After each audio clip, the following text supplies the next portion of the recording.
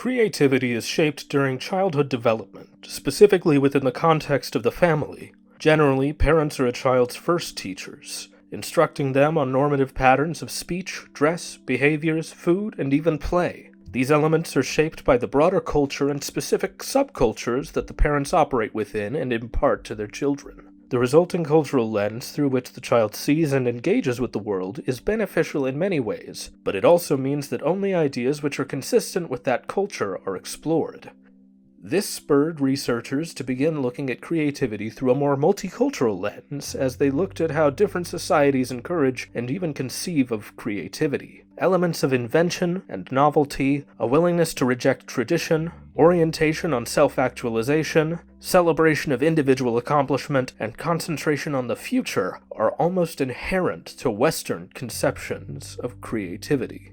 Rudowich writes that throughout the history of Chinese philosophy, creativity was perceived as discovering the nature or following the way, the Tao, as there was nothing new to create. When surveying Chinese people's descriptions of creativity in 1997, Rudowich and Hui found that many identified contributes to society's progress, improvement, and betterment as a critical component of creative thoughts and ideas. Quoting Chang, Rudowich elaborates on this idea. You can be counted as ingenious only when the thing you are making is beneficial to the people. If not, you are to be counted only as stupid.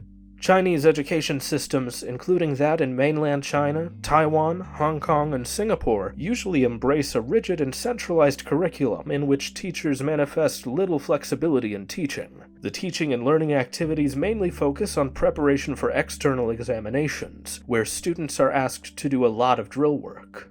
In Japan, arguably, students' most important tests are entrance exams to get into high schools and universities. Many students will attend juku, or an evening cram school, which puts pressure on those who attempt to compete in this system. There is plenty of documentation of the pressure and competition testing and the entrance examination system creates in Japan. Cave writes that reforms in the 1990s were instituted in response to criticism that the Japanese education system was too uniform and rigid, too focused on the goal of university entrance examinations, and too concerned with inculcating knowledge at the expense of self-motivated inquiry and creative thought. The reform plans proposed by Japanese teachers' unions, business leaders, and government officials sought to mitigate these problems.